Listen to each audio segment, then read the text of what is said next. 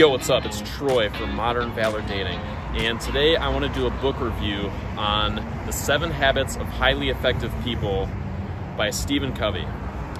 And this is a book that I read sometime in the last year or two. It took me a while to read because I took extensive notes on it.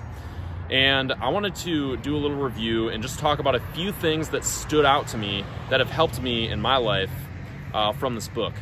So this is basically a book that talks about various habits, 7 habits, that a lot of effective or a lot of successful people do regularly to help them become more successful and more effective people living in this world, doing successful things.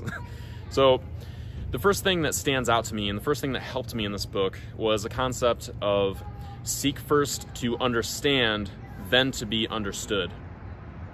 A lot of people go through life just kind of spewing their opinions and not really taking the time to understand other people's opinions.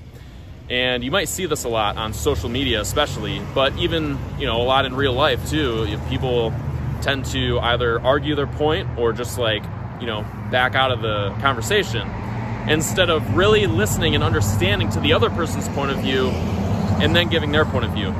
And the reason that this is important is because when you understand other people's points of view first, what it does is it takes the emotion out of it, because you let them know that you're understanding them. You're not just spewing your opinions at each other in this little clash of opinions. You're actually letting them know that you're listening to them. And once you do that, then, and only then, after you've understood their opinion, you can give your opinion. And they're more likely to listen to it, and you're more likely to have a more meaningful conversation. This is really important for becoming, an effective person in life, whether it be relationships with, women that you want to date, relationships with women that you are dating, or, that you're in maybe a more advanced relationship with, or just with friends or coworkers, colleagues, things like that, acquaintances, whatever, what have you. So, the next point is the concept of win-win. Another thing that stood out to me from this book was the concept of win-win. And in this concept of win-win, basically the author, Stephen Covey, talks about how every interaction that you have with somebody should be win-win. Now, when you look at this from a business standpoint, it makes a lot of sense that it should be win-win, right? It makes sense that it should be all right, you're doing business with somebody, they should get something, and so should you. And you should make it clear that the other person is getting something. Because, if you don't give the other person something, then you're just being selfish. You're just taking. But then, on the contrary, if you are only giving, if it's just a give from you, then you're just giving away everything and you're not getting anything back, and it's still a one-sided exchange. So, every interaction, although it shouldn't be purely transactional, obviously a friendship or a relationship that you have with a woman should not be a transactional thing.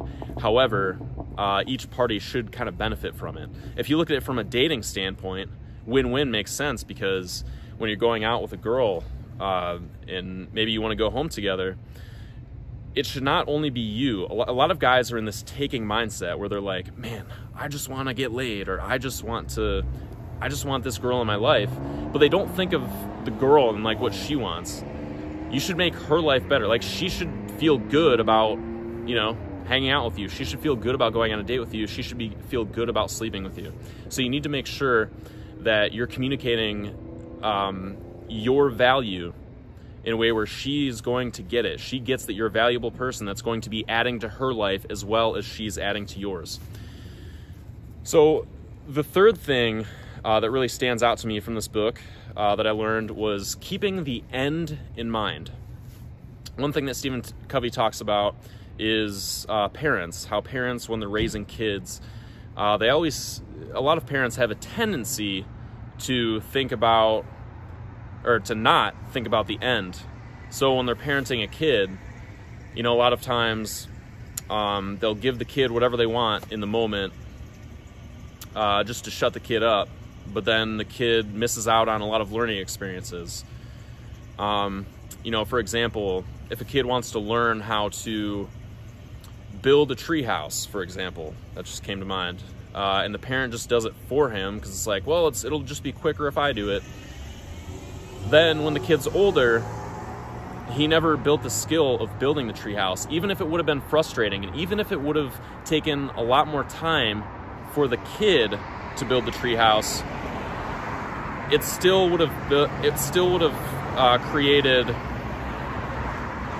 a more resourceful adult in that kid.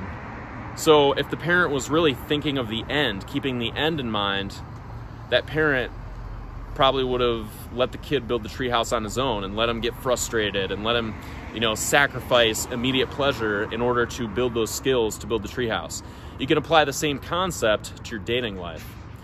Do you really want your dating life to be easy, where you just go out, you meet one girl, and then you spend the rest of your life together after approaching one girl? A lot of guys can't deal with rejection because that's what they want. They feel entitled to get that one girl. It's like, if you're keeping the end in mind, what kind of person, really the thing that you get about improving your dating skills, or the thing that you get from improving your dating skills, is the kind of person that you become. Do you want to be the kind of person who never developed himself, never had to do any work on himself, and then just went out and married the first girl that he got into a relationship with, or got into a relationship with the first girl that he saw, never had to work for it, never had to develop himself, and now you're just the same schlep that you were, and you're just in this relationship? Well, that's what a lot of guys do. They settle for a relationship that they might not be ready for, or for a girl that might not be right for them, because they want to avoid the work. They want to avoid developing themselves. So when you let go of this entitlement that, okay, I deserve to approach one girl, and that girl is just going to come into my life, and then we're going to live happily ever after. When you let go of that fairy tale, and you think about the kind of person that you could become in 5 years, 10 years, like the kind of person who can actually handle a relationship, the kind of person who can walk up to a girl, meet her, connect with her. When you're thinking about that end, then those little moments, you don't get frustrated about little rejections. You don't get frustrated about little things.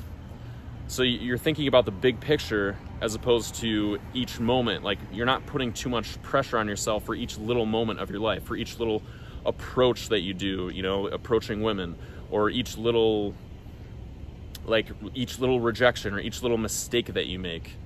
Those things hurt a little bit in the moment, but over time you start to learn from those experiences and you start to become a stronger person. So that's what I think that Stephen Covey kind of means when he says keep the end in mind. And that's how you can apply it to like a dating standpoint, or like a self-development kind of standpoint.